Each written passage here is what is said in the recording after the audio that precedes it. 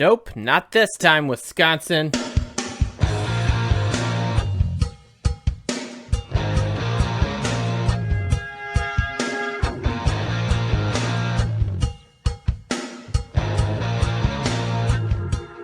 This is the Fighting Irish Faithful Podcast, Volume 33.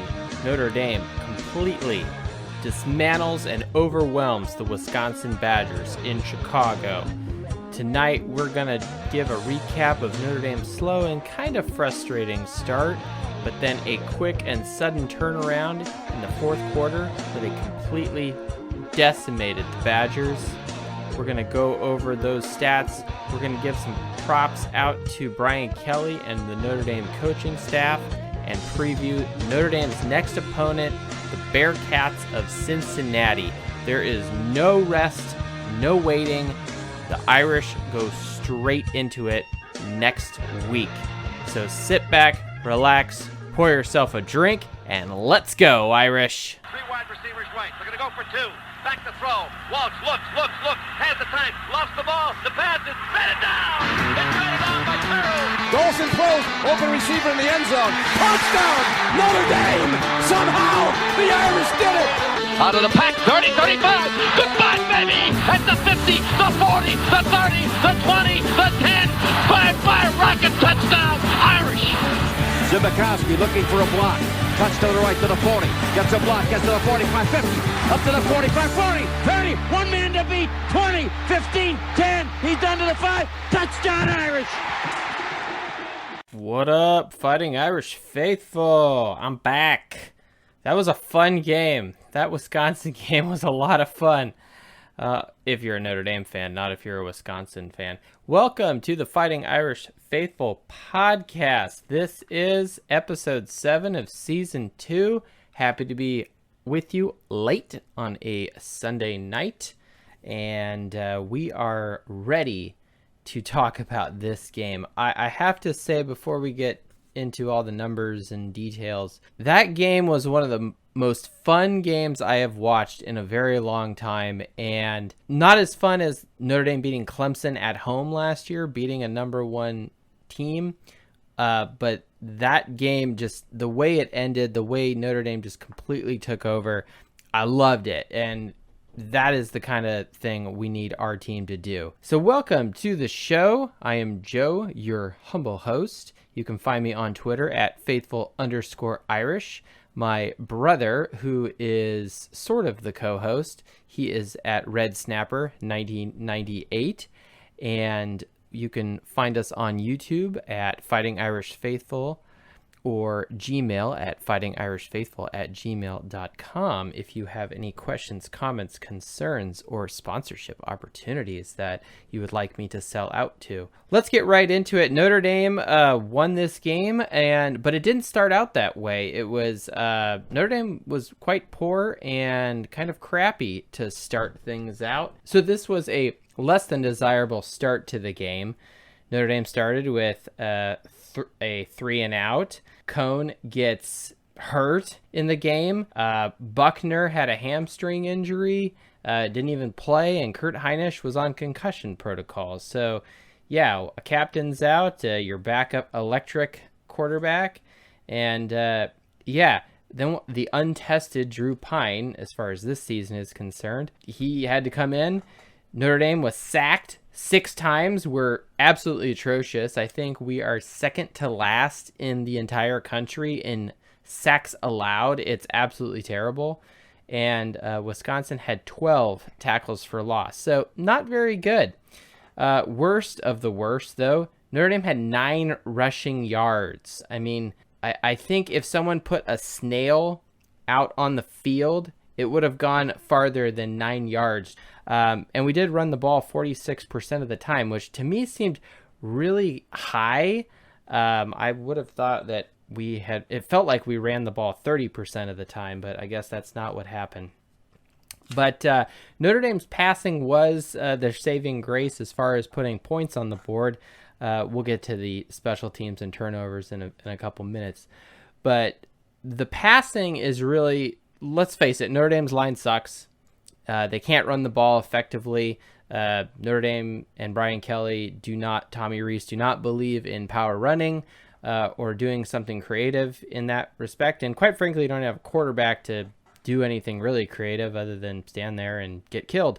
So we need the pass to actually open up and support the run. If we can pass the ball well, that will, any of the linebackers and any of those guys will cheat back, and that will open up lanes to allow our electric running backs, Kyron Williams and Chris Tyree, out, and they will find open field with their athleticism. So at halftime, Notre Dame, though, was up 10-3, which was great because our defense is really what saves the game. And defense does win championships. Ask any team, ask any coach, defense must be a priority. So at halftime, being up 10-3, if you don't know, I'm on Twitter during the game at faithful_Irish and retweeting my anger, my happiness, just funny shit. And we're going to start a new tradition on the podcast. Yes, that's the newsflash sound effect that I don't have prepared, which I'm not going to go do now. We are going to start a new tradition where I'm going to give a shout out to one of my Twitter followers. Someone who, you don't have to necessarily tag me in your tweet, but if I read something, see something, what have you, that is entertaining, has originality, I just flat out like it. It's very subjective, all right? And you do not have to kiss my ass about this. But the shout out, first ever shout out, is going to go to at JL Gallagher 3. At halftime, he tagged me and a few other podcasters, fellow Notre Dame podcasters, where he took a shot of Jameson with a chaser at halftime and said, "Cheers, fellas." So that was definitely caught my attention. So we're going to give a new tradition here. Shout out to JL Gallagher 3. Slante. Honorable mention, though, and this is not necessarily something original from Twitter, but I did see someone with a picture from College Game Day. No, I don't watch College Game Day. I watch Fox because they're better, less emotional, and they had my favorite player, the Rocket, Rahib Ishmael, on as well. So we happily, I sat like, it was so funny. I'm like a kid sitting on the carpet. I literally was sitting on the floor in front of the TV, Indian style, watching the Rocket and just like, oh, here he is, But the honorable mention, I did see someone at game day with their funny signs. Someone did have a sign that said Catholics versus cheese. Someone get on that t-shirt right here. I think we'll need that in 2026 when Notre Dame plays Wisconsin again, I believe. Don't quote me on that. But Wisconsin scores 7 points in the third quarter. We're trading punts for a while, and then we fumbled the football. Drew Pine got completely massacred. I'm surprised he's still alive. It's most terrible. And then Wisconsin choose the clock up for the rest of the third quarter, and then right at the beginning of the fourth, hits a field goal. So here we are. We're now down right as we start the fourth quarter. And if anyone is familiar with Wisconsin is very, they have some traditions there. And one of them, which is actually legit, is they play House of Pains, jump around when they start the fourth quarter. And it is very impressive to see in Madison when they do it. And with this being a neutral site game, they did something very similar to that in Soldier Field. And, Fox doing the right thing, they showed it. And so I'm like, all right, here you go. The crowd's all pumped. Wisconsin knows it's the fourth quarter, all that stuff. And right after that, this happens. Tyree. Here's Tyree with the lane. Tyree! Whoa! Can he get there? Tyree at the 30, 20, 10, touchdown, Notre Dame! Woo! 98 big ones! Chris Tyree takes that ball to the house, and Notre Dame did not ever look at the rearview mirror. They ripped it off, threw it out the window here of their Trans Am. It was more like a monster truck, though, going across Wisconsin, dairy farms and everything. I mean, special teams, definitely is one of those things in football that gives you an edge, can turn the game upside down, completely change the perspective, and that is exactly what happening. Going over 95 yards for a touchdown. Notre Dame hadn't done that since 2016 versus Army in the Alamo Dome down in San Antonio. So we've been due. So thank you, special teams. But Notre Dame is a completely different team after that. Gus Johnson, I have to talk about this guy. I love Gus Johnson. Now, it stems from me being a Gonzaga fan and a Gonzaga alumni because he did the runner. If you just type in Gonzaga the runner on YouTube or something, it'll come right up and it'll make sense. But Gus Johnson brings a level of passion and energy and excitement to the game. He does not have to carry himself all stoic and calm and any of that stuff. No, like something exciting is going on and he's going to get excited and everyone's going to know about it. And I love that watching him. I think if this is like my dream, if Gus Johnson was doing the play-by-play stuff and Brady Quinn was in the booth doing the color commentary kind of stuff, the analysis, put those two guys in the booth for every Notre Dame home game. I don't care if it's Fox. I would prefer it's Fox and not NBC. But NBC, if you really want to enhance your programming, get those two guys. Now, no disrespect to Tirico and who do they have now? The Purdue guy, former Saint. Doesn't matter. See, that's how memorable he is. I don't even know his name, and I didn't go to Purdue. But that's my point, right? Get Brady Quinn and Gus Johnson in the booth, and here we go. I'm set. I don't think that's going to happen, but you never know. Later that evening, I related to the Chris Tyree run back for a touchdown. I had a brief exchange with Eric Hansen. If you don't know who he is a beat reporter, very respected guy. I like his stuff. Of the South Bend Tribune. He's always at Notre Dame press conferences and writing good articles and whatnot. So check him out. I'm going to give him a shout out shamelessly. But he said in a tweet, Chris Tyree, whoosh. Now I saw this and I responded, wait a second. This sounds very similar to something Charlie Weiss said describing a player, and he responded back. So that was the first time Eric Hansen ever replied to a tweet that I had sent to him. So not that it really means anything, but hey, it's a start, right? After that kick return, Wisconsin in 4 plays fumbles the football. Jason Amiola strips it from their quarterback. Isaiah Foskey recovers, and then shortly thereafter, Drew Pine throws a touchdown to Kevin Austin. That was Kevin Austin's second touchdown. The next series, Cam Hart gets an interception, which results in a Notre Dame field goal.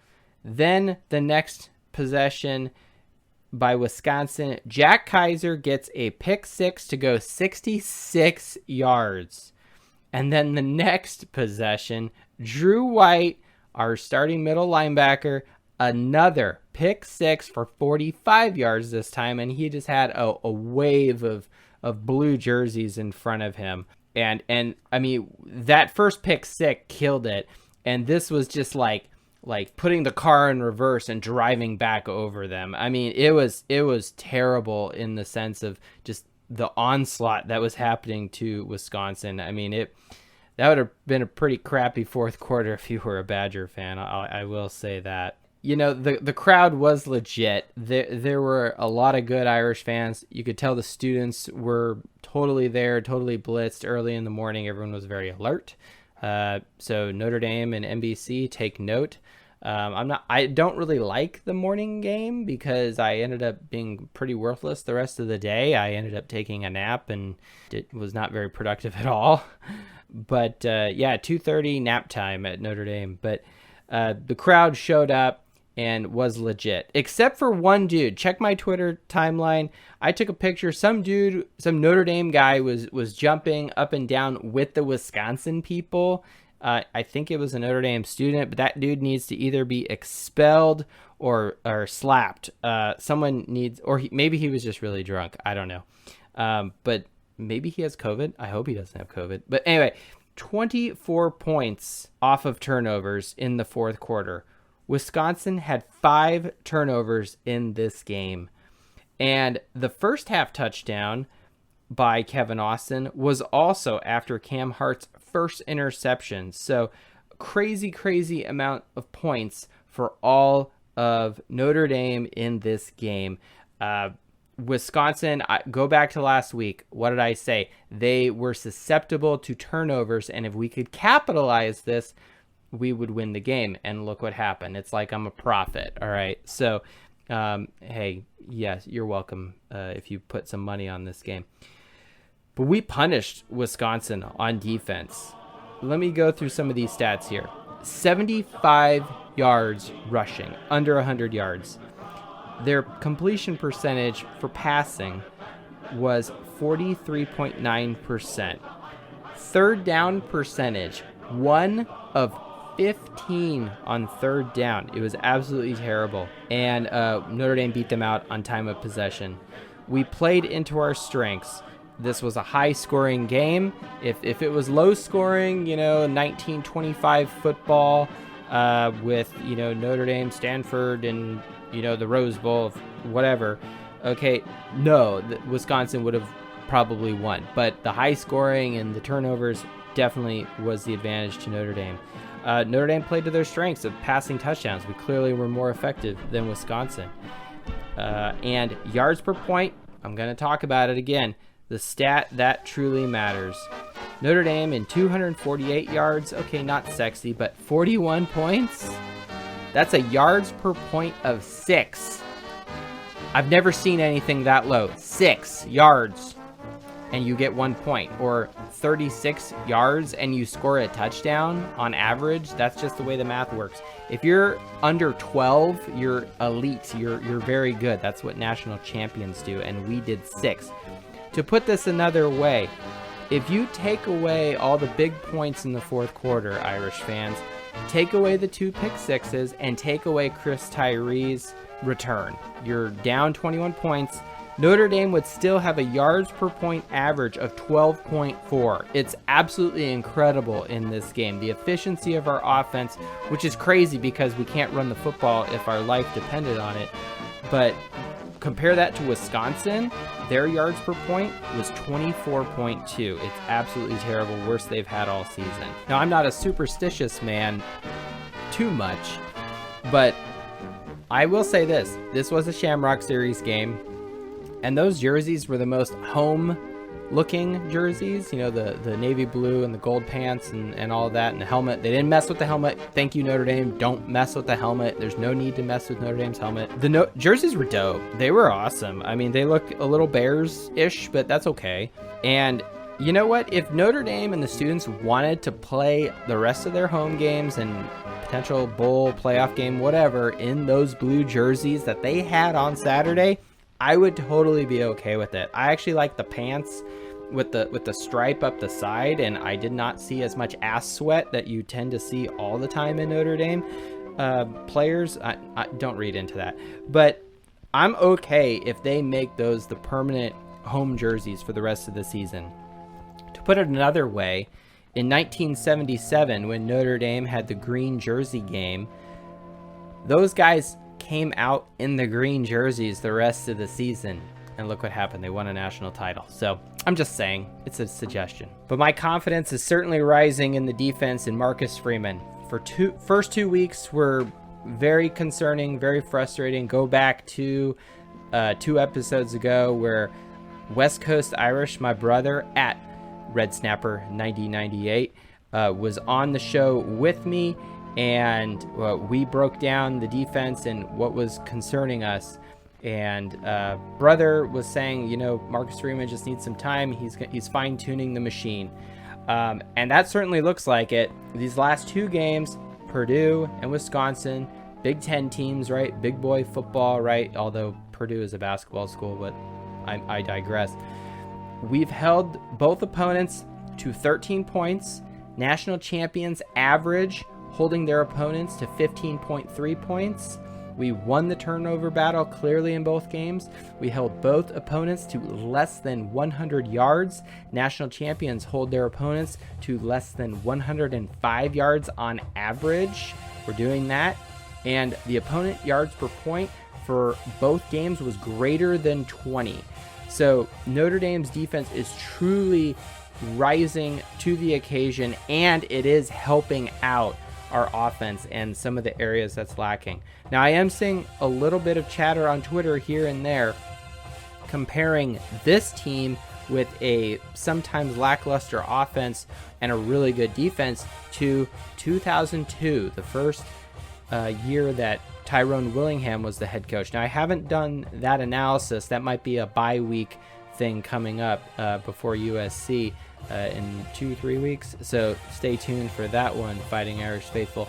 But I don't know yet how similar from a numbers, but it does feel that way. When the defense is on the field, good things are clearly happening, and the offense, we're kind of holding our breath and clenching up. So there you go. And then last but not least, we can't do this podcast without mentioning this very important event happened, Fighting Irish Faithful. The toast this week is to Brian Kelly. Coach Kelly did get 106 wins. That is a win with a massive statement, beating the snot out of Paul Chryst and the Wisconsin Badgers in Chicago. Shamrock Series game. He got 2 Gatorade bucket showers. I really liked the one that he was having an interview after the game with the sideline reporter gal, and then another bucket of green Gatorade comes in. So there you go. But Coach, you were definitely the underdog in this game. Vegas had, I think, 6.5 points against you. But you are building a team and building a mantra of determination. I haven't seen a performance like this as an underdog since, I think, Oklahoma 2012, where you went someone else and you were not expected to win, but you did in a very convincing fashion. Right now, Kelly, you're sitting at a 73.1% win percentage, which is very, very good.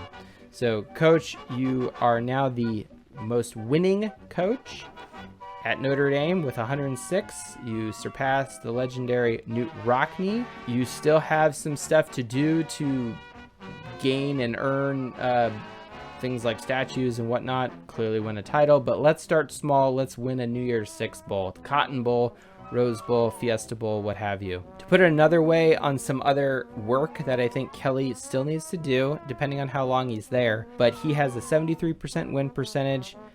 Both Dan Devine and Lou Holtz have a very similar win percentage of .757.